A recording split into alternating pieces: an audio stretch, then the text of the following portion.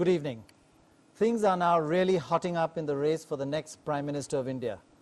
Prime Minister Chandrasekhar met the President this morning, but since he's caretaker Prime Minister, he doesn't have to resign, though he was asked to be relieved of office given the current trends in the voting pattern all over the country. But more of that later. First, the headlines at 5:40 this evening. The BJP is doing best. Its strongest performance is in the north and west of India. 60% of the NF and the left front, the National Front and left front seats are in the eastern region of India. The Assam seats are split between the Congress, the AGP and the Notun AGP. Congress I is leading in only 1 out of 96 seats on which we have information in UP and Bihar. Only one, and that's Amethi. And Sunil Dutt leads by a margin of 50,000 plus while counting is still going on. इस कार्यक्रम के मुख्य समाचार इस प्रकार हैं। Bharatiya Janata party का पश्चिम व उत्तर भारत में सबसे बढ़िया प्रदर्शन। राष्ट्रीय मोर्चा और वाम मोर्चा की 60% सीटें पूर्वी भारत से। असम में सीटों का बंटवारा कांग्रेस आई, असम गण परिषद और नूतन असम गण परिषद के बीच। उत्तर प्रदेश और बिहार की 96 में से केवल एक सीट पर कांग्रेस आई को बढ़त और वो सीट है अमेठी। सुनील दत्त 50,000 से ज्यादा वोट से आगे। But first, for the record, let's have a look at the results as we have them now and then the leadings. All India, we have results now. These are MPs in the 10th Lok Sabha for 316 out of 511 seats. Of that, the Congress I is getting 166. That's up 33 since last time, but no results from UP or Bihar yet. BJP 73 coming second. That's up 4 since last time. The Janata Dal 22 down 50. The CPM 11. AIDMK 11 and others 33. Telugu Desam part of the National Front 9, and we'll be putting these together later in the program. The JMM 5, the CPI 4, the Bahujan Samaj Party 1 and others totaling 33. And if we look at the vote share all across India, those are the leads and results. Let's look at the votes now, all India at the moment. This is votes information on 413 seats. The Congress I has got about 35% of the votes so far. That's a swing away since last time. We'll see that shortly. The BJP is coming second with 23%. The Janata Dal's got 12%.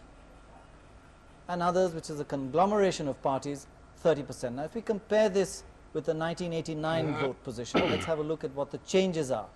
The Congress I is in fact down about 2%.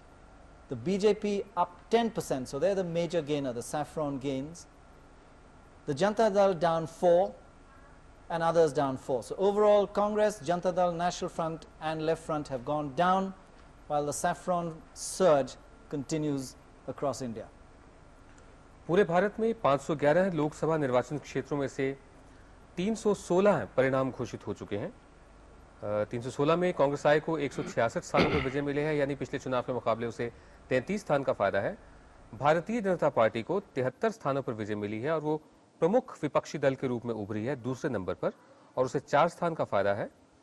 Janata Dal को 22 स्थान पर विजय हासिल हुई है और 50 स्थान का नुकसान है। कम्युनिस्ट पार्टी मार्क्सिस्ट को 11 स्थानों पर विजय मिली है और 1 स्थान का फायदा है। अन्ना डीएमके को 11 स्थानों पर विजय मिली है और किसी भी स्थान का फायदा या नुकसान नहीं है और अन्य 33 स्थानों पर विजय, 12 स्थान का फायदा। यदि हम वोट का प्रतिशत देखें कि कितने प्रतिशत वोट किसको मिले, तो कांग्रेस आई को इस दफे 35% वोट मिले और 2% वोट का नुकसान हुआ। भारतीय जनता पार्टी को 23% वोट मिले और 10% वोट का फायदा हुआ। जनता दल को 12% वोट मिले और 4% वोट का नुकसान हुआ और अन्य 30% वोट मिले, यानी 4% वोट का नुकसान हुआ। Well, we know the slight confusion or complexity of the results are clear in the fact that despite a swing away from the Congress of about 2%, their vote share is dropping by 2%. Their seats are increasing, we are saying, by about 25. Our projection is now that they're going to be around 215 or so. So there's an increase about 20 to 25 seats.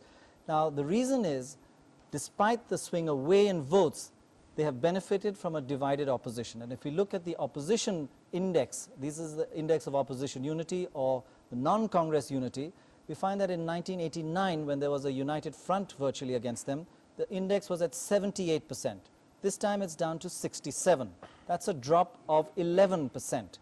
Now this drop of 11%, it means a greater fragmentation of the opposition parties, the non-Congress parties, and in effect, in terms of seats, is like a 3% swing in favor of the Congress. So 3% swing, less a 2% swing away, net 1% swing, which is giving them this extra 20 seats or so. That's the basic story of the election. चुनाव के इस विश्लेषण में विपक्षी एकता का एक पैमाना होता है कि विपक्षी दल कितने इकट्ठे थे जब कांग्रेस का मुकाबला कर रहे थे, ऐसा पिछले चुनाव तक होता था।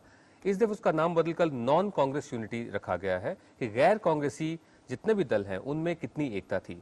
तो पिछले चुनावों में एकता 78% थी, इन चुनावों में 67% रही, यानी 11% कम हुई, जिसका फायदा कांग्रेस को मिला 3% की शक्ल में। और यदि 2% वोट जो कांग्रेस को कम मिला उसको घटा दिया जाए तो 1% वोट कांग्रेस को ज्यादा मिला। 1% विपक्षी एकता कम थी जिसका फायदा कांग्रेस को मिला। You know, this time we've been very lucky to have access to a much wider range of information.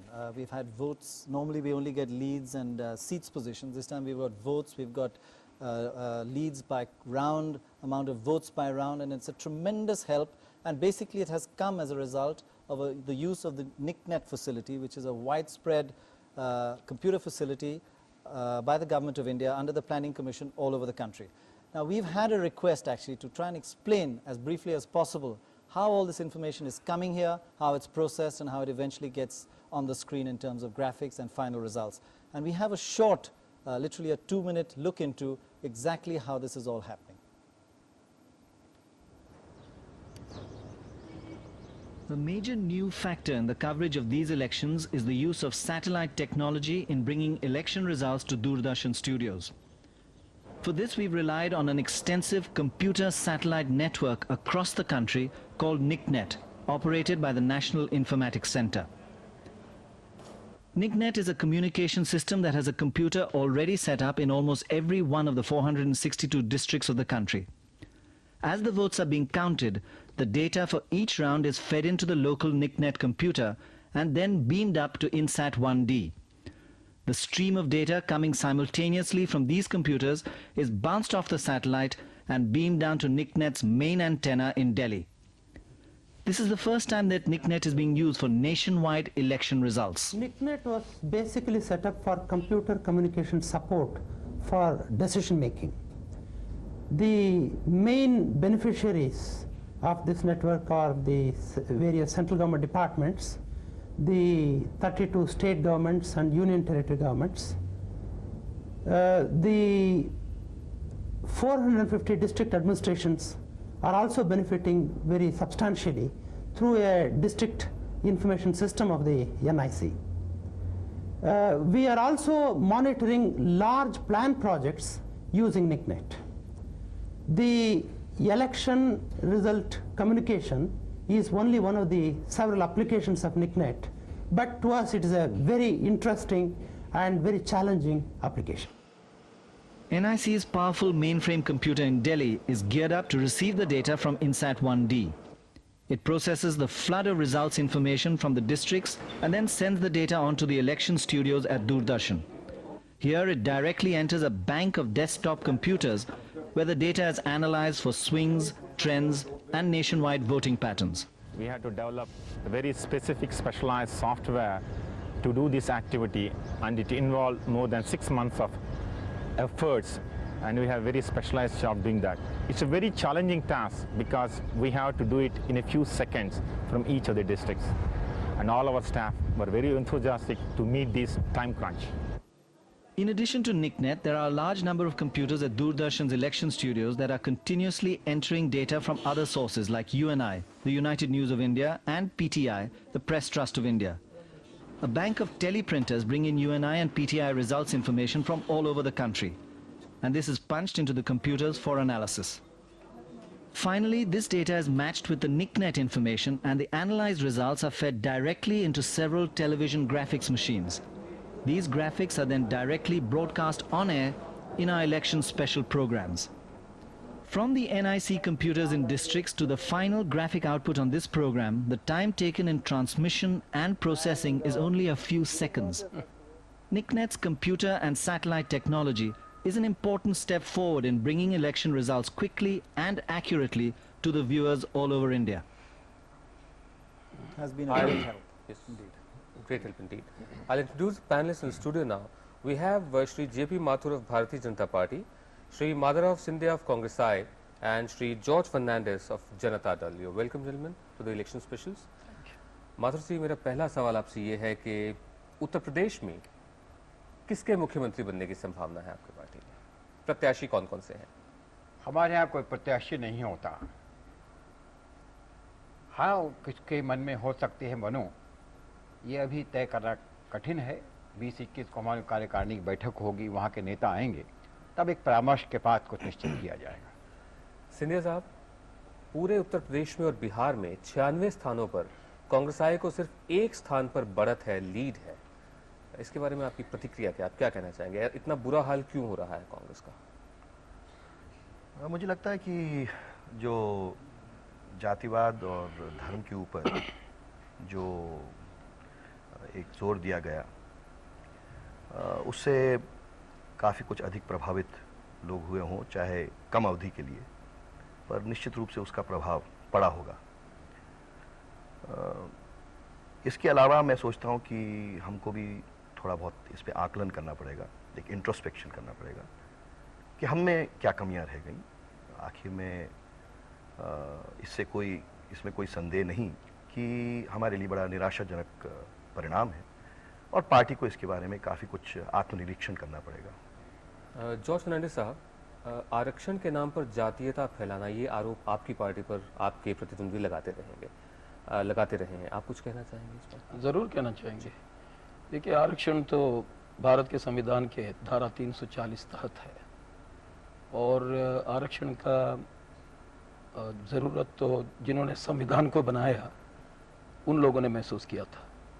और आपको याद होना चाहिए कि जो पहला बैकवर्ड क्लासेस कमीशन है 1953 में बना था, पंडित जवाहरलाल नेहरू ने बनाया था, उसका रिपोर्ट 56 में आया था और उस रिपोर्ट का अमल का वादा जनता पार्टी ने 1977 में किया था।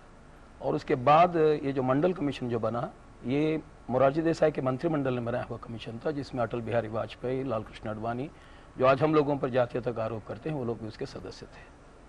नहीं, आप जातीयता का आरोप कितना सही कितना गलत है, ये तो इतिहास हुआ जो आप बता रहे हैं। वो इतिहास बताना इसलिए जरूरी है कि इसमें कोई जातीयता का सवाल ही नहीं है। दबे कुचले लोगों को विशेष अवसर देना भारत के संविधान में लिखी हुई बात है। उसको मोरारजी देसाई ने मंडल कमीशन के द्वारा कराने की कोशिश की और आए हुए रिपोर्ट को अमल करने का जो काम था, जिसको संसद ने एक राय से माना भी था, उसको हम लोगों ने वादा करके उसको पूरा करने का काम किया। तो उसमें जातीयता का कोई सवाल नहीं आता।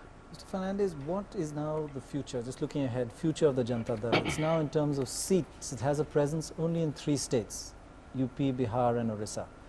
Do you see a change in the composition of the Janata Dal in the future? Not in the near future. I don't see any need for any change. After all, by near future, do you mean a little more distant future there will be a change? In the sense that in the short run, the party has to function as the opposition party in parliament. But insofar as a party's functioning is concerned, it is not just in parliament. When you say presence in 3 states, you are discussing only parliament.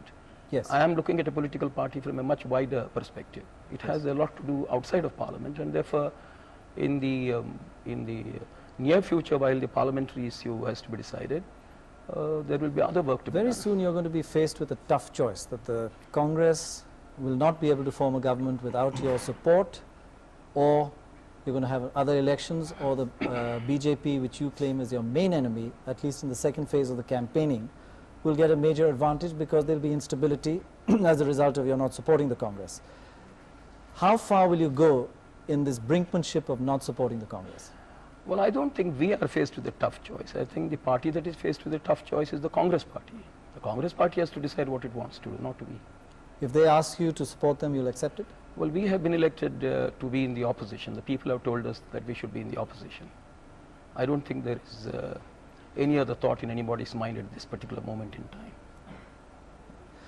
As I mentioned yesterday, Mr. Scindia, there are 2 things that are facing the country right now. One is the next Prime Minister, and for the Congress, an equal interest is in who's going to be the next leader of the Congress party. We know there are various names in it, and we know everybody's being terribly modest, and everybody's saying they don't want to be part of it, and but the decision has to be taken very soon, and the country must know I mean, there is a certain responsibility to the voters, a certain responsibility to the whole nation. First of all, how is the Congress party going to go about this? Is it going to be an open form of discussion? Are people going to know about it, or is it going to be behind closed doors? Are you going to have consensus, or are you going to have an open ballot, secret ballot for this, which everybody knows about? Well, first of all, Pranay, I don't think the democratic process can be hastened through. It's the very nature of democracy is a process which in the length of deliberations takes its own time. And I had mentioned yesterday that if it's by consensus, well and good, if a consensus can be found. Otherwise, a secret ballot, as I said yesterday, doesn't mean the end of the world. It doesn't necessarily mean that the party... What happens in a secret ballot? Various people put their names forward as possible contenders? Whoever would like to and then if you don't get a 50%, there'll be a runoff. I mean, you will have rules for it, presumably. No, I don't think so. I think it's whoever gets the majority. Whoever gets the largest yes, but number whatever it is according to our constitution, we would, according to the party constitution, we would... Well, let's look at one of these states where there has another remarkable performance in terms of a record term as state government, that's West Bengal. Nobody else seems to be able to manage that kind of record. Probably all parties have something to learn from there. Now, in West Bengal, the leadings we have are for 38 out of 42 seats. And here the CPM, which is the major factor in the left front, has got 21 out of 38. That's down 3, though. It's not doing as well as it did in 1989. Congress I 8, that's up 4 since last time. The CPI, which is part of the left front, 3. The RSP 3, and the forward bloc 3. Now let's go straight across to Calcutta, where Kamini Soni is waiting for an update. Of the 244 assembly seats declared, the left front has won 204, the Congress I 35, and others 5. I have with me a very happy Mamata Banerjee, who is leading by over 86,000 votes, and Dr. Biplab Dashgupta of the CPIM, both of them rival candidates for the Calcutta South seat. Ms. Banerjee, why did you change your seat from Jadavpur to Calcutta South? Did you think it was a safer seat? Not that. South Calcutta is my home constituency, and Jadavpur is also a good seat for me. And I love my Jadavpur voters also, but this time I contested from my constituency because my leader Rajiv Gandhi deserves. If Bengal had gone to the polls in the second or third phase, do you think it would have resulted in a sympathy wave for the Congress I? Because this time your party has done very well in the assembly elections. I don't know, because on the whole I don't think that this sympathy phase has worked much in Calcutta or in West Bengal in general. Do you think that the physical attack on you has resulted in a personal sympathy wave?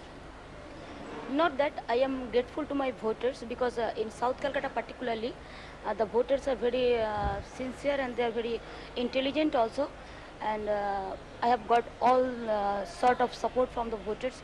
So I have a great confidence to my voters also. So I think people knows whom to vote, whom not to vote. So but you don't think the attack on you made any difference?